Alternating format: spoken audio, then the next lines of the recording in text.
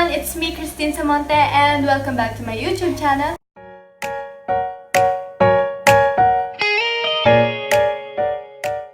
So in today's video, we are going to do a little haul and it is making your own lip tint. So yeah, I'm very excited for this kasi I'm a lip tint user and to be honest, wala pa akong lip tint na masasabi ko sa akin. So yeah, haba-haba na naman ang intro na to. So without further ado, let's get started. So I have all the products that we are going to use today and here they are. First is food color and I've got the color red. Second is aloe vera smoothing gel which is maraming benefits sa ating lips and one of its benefits is it can cure chapped lips and bagay na bagay sa akin kasi I have chapped lips. The third is hot water and last but not the least is empty jar or empty container. So yeah, if you want to see how I made my DIY water gel lip tint, then please just keep on watching. Start by pouring hot water into a mixing bowl. Next, add a small amount of aloe vera into the bowl and mix it together. I recommend cotton swab to mix the hot water and aloe vera together. As it's smaller than a spoon, it will allow you to create a smooth mixture that's free from any lumps and bumps. Okay, now, let's mix the food coloring. And as what I've said, I have red na nakuha ko lang sa kusina. Of course, you can use whatever you want na available sa house nyo. We don't have to use gel type food coloring. Once you've finished mixing the ingredients together, test the lip tint out on your hand. This will give you a first glimpse of the color you've produced. If you're not happy with the shade, you can always pour more food coloring. Also, if you feel the texture is too thick or sticky, add a few drops of water to thin it out.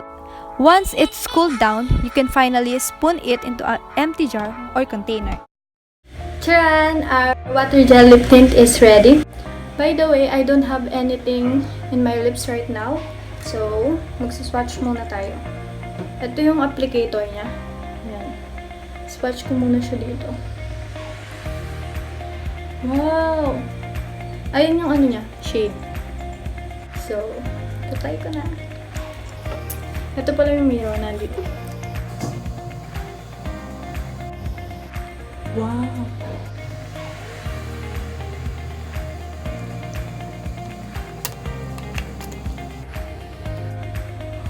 Ang ganda niya.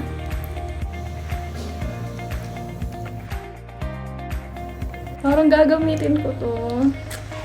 And try muna natin siya sa cheeks. Kung blendable ba siya.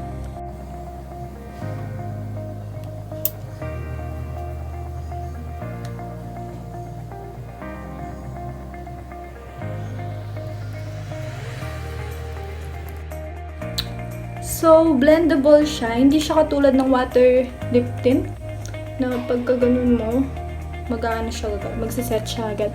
Ito, blendable siya. And yung amoy niya talaga, aloe vera talaga siya. Yung amoy ng ano, smoothing gel. Ang bango niya. Pack na pack siya guys. Love na love ko siya. So, papakita ko sa inyo in 3, 2, 1. 1, 2, 3.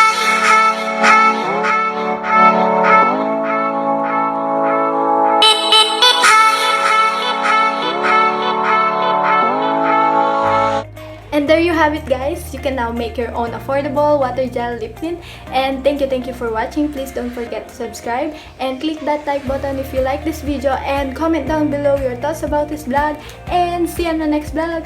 Bye!